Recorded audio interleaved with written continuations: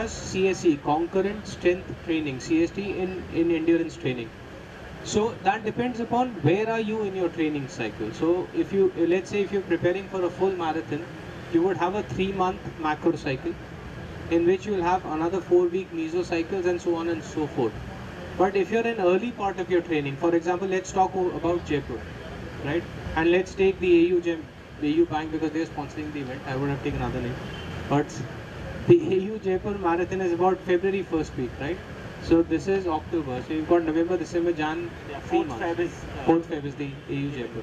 So you've got a 3.5 months right now. If you're starting to train now, and if you want to include strength training in your sessions, it will be only once a week, because you're within the 3-month interval of your final event or your A race as we call it. However, if you have a training cycle which is 6 months or more, for most European and American countries, winters is when they go into off season. That is when you work on your strength, and you have to do at least 2 to 3 sessions of strength training, which will begin with a very minimal load and will go up to power phases. They also are actually graded. So you go from building your endurance to training your muscles and then eventually going into the power of the propulsive phase. So strength training sessions, if you're on your off season, you do it thrice a week, not more than that. It doesn't make any sense. But once you've started to train for a particular event, you should fall down to only one strength training session a week. That's it. Now, that strength training session is lifting weights. I'm not talking about core strengthening sessions. You can have at least 2 core strengthening sessions a week beside that. And whenever you're doing any core strengthening, you're about doing a program which is only 15 to 16 minutes per program, not more than that. Okay?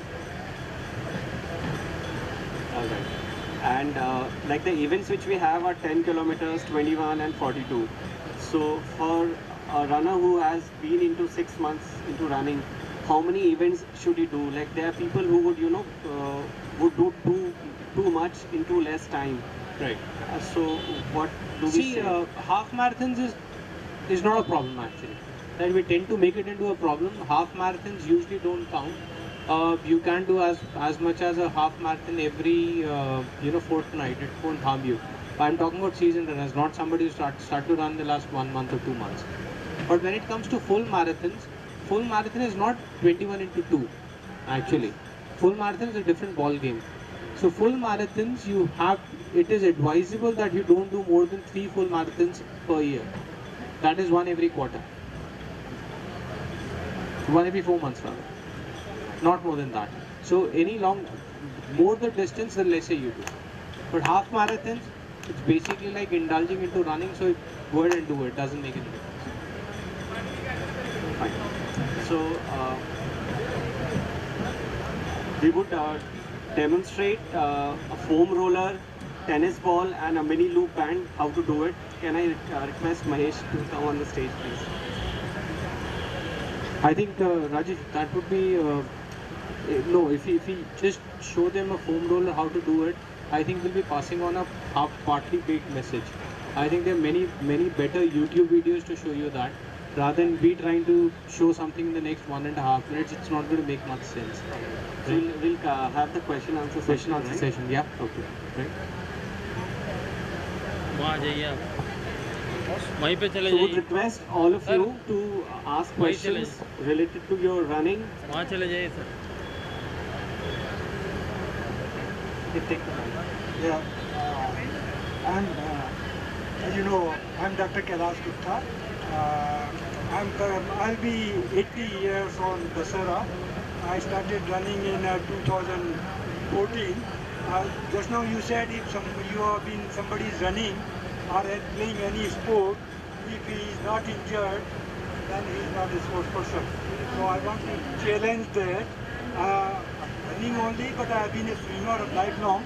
I'm a bronze medalist in swimming, All India, and currently 10 kilometer gold medalist in 10 kilometer my age group, master. So we have But I just. not. My question is. So please come to the point because we have 5 minutes, please. No. Point is, I don't remember I have ever injured anything. That's what I'm saying. My point still stands correct, sir. I'm sorry. I'm not injured anything. I'll just bless your stars then. Oh, thank you. उस तरफ ही चले जाओ, थोड़े उधर चले जाओ, Hello, बस Dr. ठीक Sir. है। Myself suffering from slip disc. L4, L5, S1. Please tell me exercise or diet. So this is not the proper forum for a slip-based problem. So I think that the hospital would be a better place. Thank you. Thank I think we'll probably restrict ourselves to questions which helps everyone. A one-on-one consultation is impossible in such a setting. Thank you. Thank you. Right, I'm sorry. And please be at your seat and you can just ask questions. You don't have to come over here. Mahesh has one. Hello sir, अभी कुछ time से मैं over progressing का mic थोड़ा पास कर लो, like mic थोड़ा पास रख लो। जो मेरा 4 फुट है वो आउटसाइड में लैंड कर रहा है, लाइक ये वाला पार्ट, ये पार्ट पहले लैंड करता है और नी मेरा इनसाइड जा रहा है। तो अभी आपने बताया था कि ओवर प्रोग्रेशन में ये प्रॉब्लम्स है, तो हालांकि मैं वर्क कर रहा हूँ, इवन आपके guidance Overpronation is actually opposite of what we're having. And नी अंदर की तरफ जा रहा है। Overpronation is your middle, the inside of your foot landing first, not outside. या आउटसाइड लैंड हो रहा है। That is not overpronation, that is actually supination. हाँ sorry, सुपेनिस। So Oh. that indicates a tibialis posterior deficiency. So okay, at the end of the day, all those landing patterns, number one, if they are not bothering you, don't change it. Because see, I have seen you as a runner for many years now. Ji.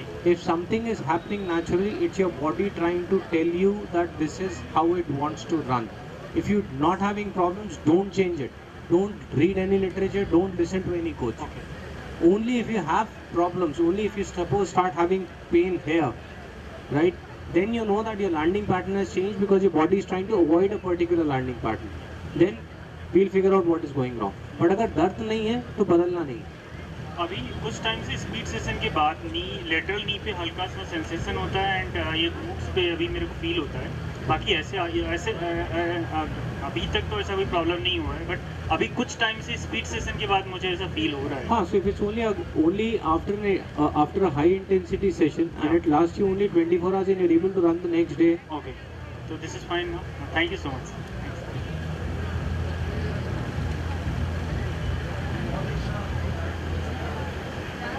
Please, please.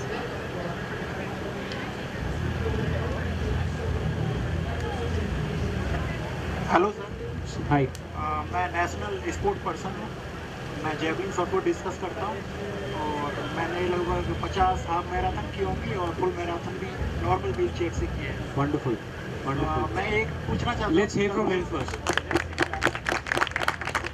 मेरा सीधा question ये है कि जो हमारी जो physique है वो हमारे मतलब जो एक तो होता है खाना पीने पे ज़्यादा मतलब सही रहेंगे, हम सही खाना पीना करेंगे या हम फिजिकल एक्सरसाइज सही करेंगे, या दोनों का कितना परसेंटेज होता होगा लगभग?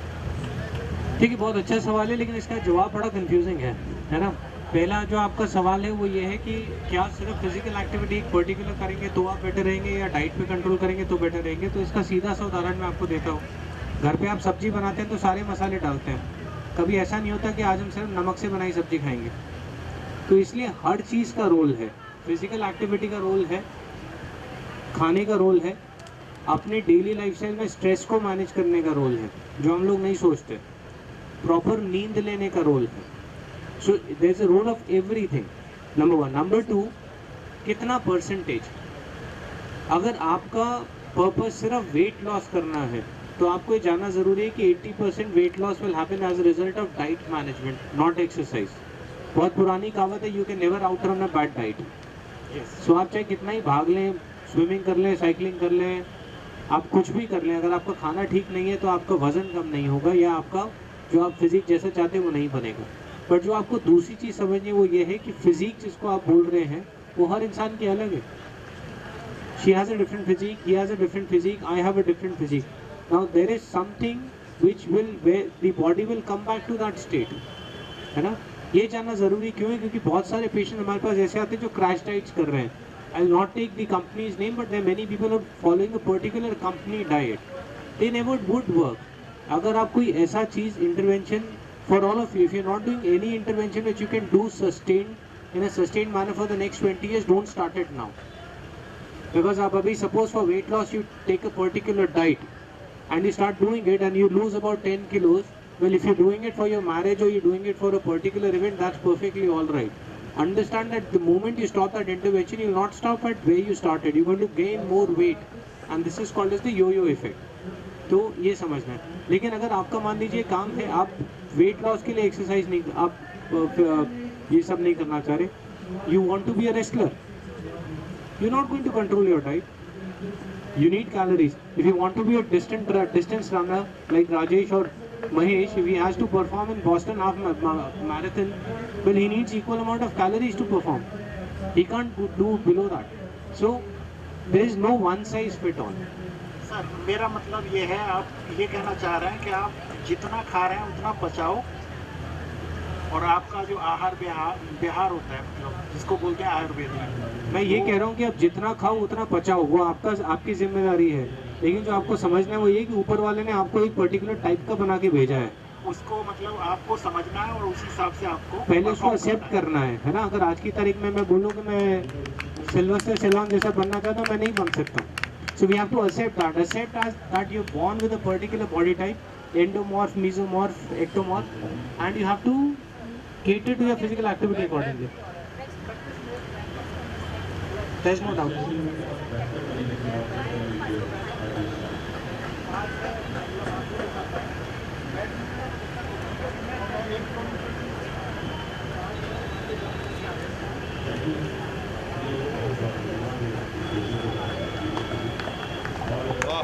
Wonderful. Wonderful.